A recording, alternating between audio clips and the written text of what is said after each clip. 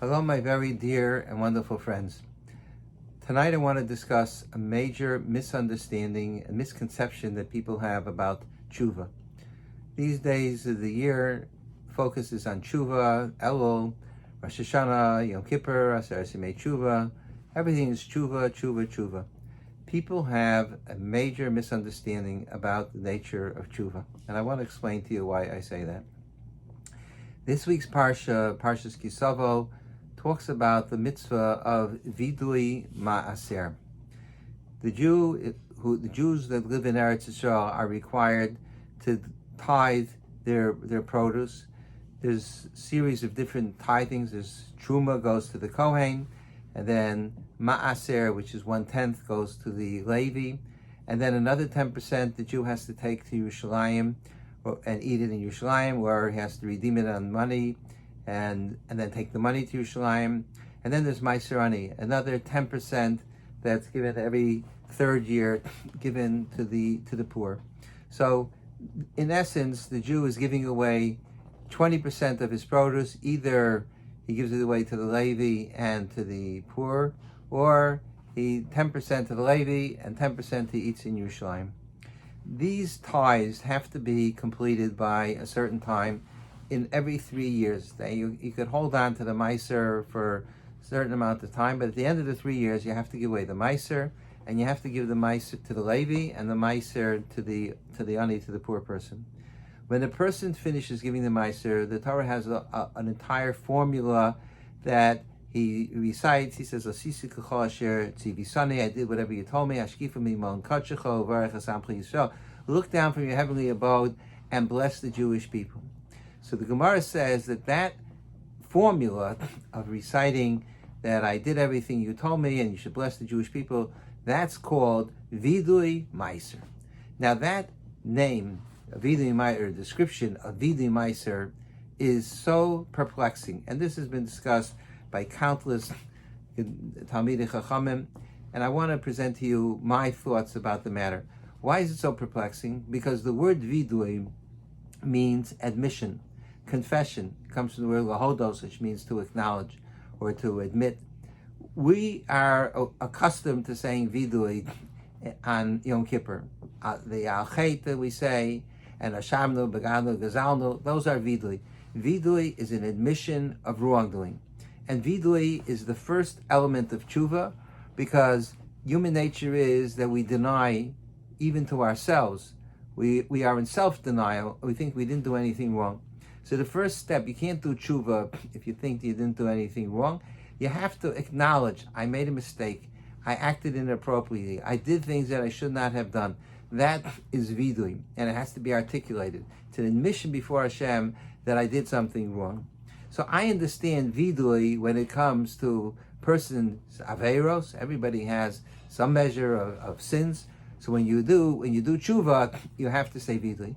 But here we're talking about a person who gave meiser. That's not an aveira. It's the furthest thing from an aveira. It's a tremendous mitzvah, and it's something that's so commendable, because here the Jew is giving away an astounding amount of his produce that he works so hard in the fields, and he plows and he plants and he sows, and he gives away 20%. He has to give away. We're accustomed to giving meiser 10% of our income. This is 20%. That's an incredible amount. It shows the tremendous generosity of the Jewish people that they were able to fulfill such a mitzvah. But so what in the world does it mean, vidui meiser, that the person confesses that he gave meiser? Where does confession fall into this picture? So I think the answer is as follows.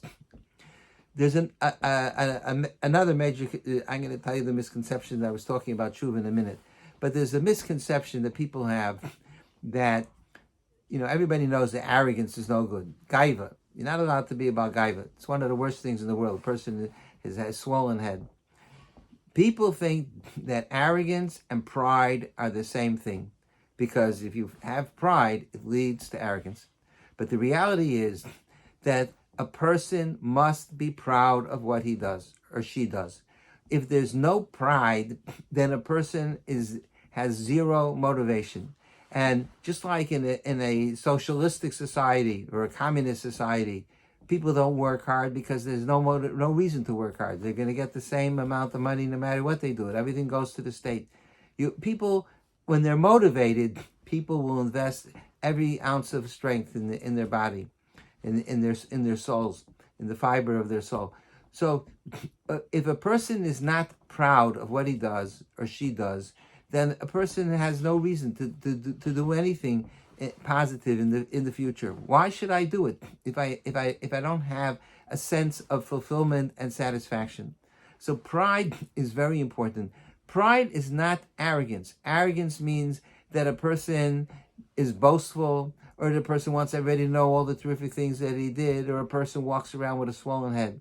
But pride is an integral part of the human condition. Pride relates to having a sense of fulfillment and accomplishment. In the Davening we say, that the kavod should sing your praises. What is kavod? So the Mefarshim say kavod means the neshama. The neshama is called kavod. Why is the neshama called kavod?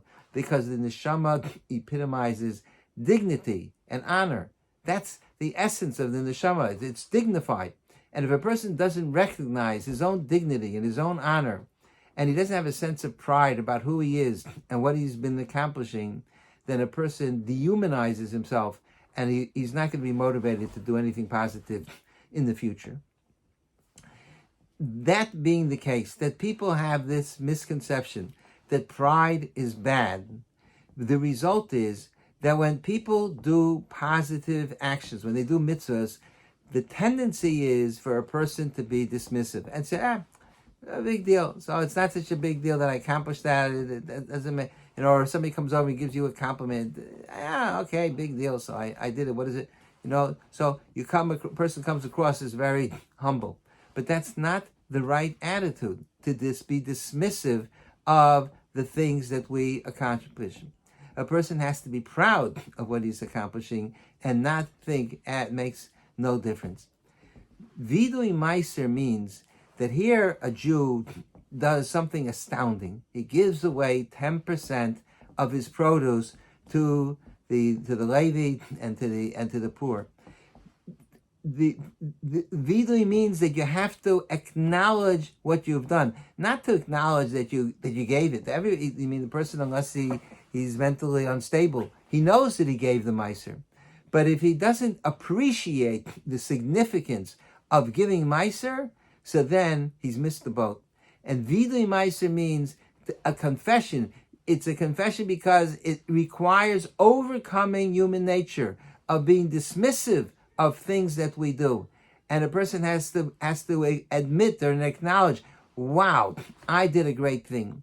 And when a person achieves that, then he's able to say the conclusion of the formula. First he says, I did whatever you asked me, God. I did it exactly to the letter of law. And then he's able to say, that is a statement of enormous pride. God, look at the terrific things that I have done and my neighbors have done. Look at Klal Yisrael. Look how wonderful we are. Look down from your heavenly abode and bless us for all the things that we've done. If a person doesn't have a sense of pride, he can't ask God for a blessing. It inherent in that statement is the fact that the person recognizes, wow, I did something stupendous. I out of the box. I hit a home run. I grand slam out of the stadium. If a person doesn't have a sense of pride, then he's not able to accomplish anything of importance in his lifetime. When it comes to tshuva, the misconception that I was talking about before is that people think that tshuva is only for averos. It's for the bad things that we've done that we have to do tshuva. And it's true, of course, that we have to have tshuva for the averos. But what people don't realize is that there's also a tshuva for the mitzvos that we perform. Because if there's vidui on meiser, so there's vidui for all the mitzvahs that we've done. There's a need for a person to acknowledge and think about and to appreciate all the things that he's achieved in the course of the year. And it's not healthy for a person to be focused solely on the averos. If the end result is that a person thinks about all his averos and a person thinks he's a rasha, then he's committing an avera on top of an avera. How do I know that? because it says that in Pirkei Avos. Al tihi rasha b'einei atzmecha. A person is never allowed to feel in his eyes that he's a rasha, that he's an evil person. Why not? Let's say he did evil things. Doesn't matter, because you dehumanize a person who feels he's a rasha. And if he thinks he's a rasha, then he'll continue to be a rasha, because why should he change? He's a bad person. It's a self-fulfilling prophecy. So a person's not allowed, it says it in Pirkei Avos, Al tihi rasha b'einei atzmecha. Don't be a rasha in your eyes. So when we're doing tshuva, a person has to be careful when he says Hashamnu, Baganu, Gazalnu, not to feel that therefore I'm worthless, that therefore I have no value as a human being. With a person, the purpose of saying Hashamnu, Baganu, Gazalnu is to say, you know what, I made a mistake, I'm going to do better the next time. But if it leads to a person feeling a sense of worthlessness, so then that is another avera that the person is performing. In Chasidus, one of the worst averas is atzvus, depression, because if a person's depression is paralyzing, and if a person does tshuva and it leads to atzvus, so then that's the Yetzer Hara is promoting that. Tshuva is supposed to be uplifting. A person's supposed to say, wow, I didn't realize that I made such a big mistake, but I'm not going to do that over again. I admit that I did the wrong thing, but I'm not going to do it again. So hand in hand with doing tshuva is that a person has to think about not only what did I do wrong, but he has to think about all the great things that I accomplished. And it seems to me that as Jews in this day and age, in the era that we're living, we should be enormously proud of what we've accomplished, because it's 100 times harder to be a Torah observant Jew today than it was 200 years ago when the Jews were living in a ghetto and they were despised by the non-Jews, and they didn't have access. They were limited to the fields that they could be in. The 2 or 3 fields that they were allowed to work in, and they were not integrated into society. So they were self-contained in their ghetto. So it wasn't that difficult for a person to be Shomer Shabbos and to keep kosher and to be a Torah observant Jew. But today, that there's so many options, and the world is so enticing. There's so many enormous opportunities out there, and a person has the freedom to do anything that they want. There's total freedom in our society as long as you don't hurt somebody else. Otherwise, and it's so accessible. Everything is it's so easy to access it. It doesn't require great effort. And if a person nonetheless is sisi kachal asher tzivisani, he does everything that the Torah says, or even if it's not everything, but even if he does most of what the Torah says, that's a tremendous thing. That's a tremendous madrega. And the person should be enormously proud. The internet is such a distraction. I'm always so impressed. People that learn Daf Yomi, the fact that they would rather learn Daf Yomi than to stay home and play with the internet or watch TV. That's a tremendous thing, because there's no pictures in the Gemara, and there's no, I call it, dancing monkeys. The material is not. You would think it doesn't excite a person as much as all the other things that are going on in society. And yet people are so devoted to Daf Yomi. They wake up early, they go to sleep late at night. It's unbelievable. I don't even understand the phenomenon of Daf Yomi. And there's tens of thousands of people learning Daf Yomi. And just as the men do incredible things, the women in our society are incredible. The way they daven and how meticulous they are, and they make amen groups, and they make shidduch groups, and the amount of chesed, and the emphasis on learning the halachos of Lashon Hara, and so many different areas, and raising money for tzedakah, and giving tzedakah. There's so many things that people do today that is just so super fantastic. And if we don't have that sense of appreciation, then we are missing something essential in our Yiddishkeit. And I'll tell you one other thing, is that if you want your children to grow up to be religious Jews, they have to know that you have a tremendous sense of pride in what you're doing, and that pride will carry over into what they're doing. Because if they think, Moshe Feinstein used to say, don't tell your children, there's an expression used, schwer zu sein a Yid, it's hard to be a Jew. That's not, you don't tell your children it's hard to be a Jew. If it's hard to be a Jew, so why should you want to be a Jew? You have to love being a Jew, and you have to feel that enormous sense of pride. And it's part of human nature that when we do something good, there's a sense of fulfillment.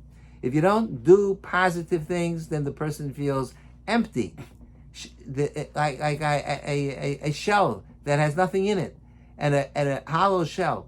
So a person, it's normal for a person to feel that sense of pride, and we have to instill that in ourselves, and we have to instill that in our children. So as we approach the Yom Noraim, let's think about the message of Vidui Maser, that there's not only confession and admission of the wrongdoing that we have done, of the Averis, which you're going to fix and not do again, but we also have to confess to ourselves, not to others, but to ourselves, to the recognition and appreciation that we are just fantastic, we are doing terrific things, and the Ribono Shalom is so proud of us, and that's why we're entitled to say, all of us, every single one of us could say, Hashkifa mimon kadshecha, look down from your heavenly abode, Al Amcha Yisrael, Uvarach Es Amcha Yisrael, and bless the Jewish people, because the Jewish people are nothing short of outstanding.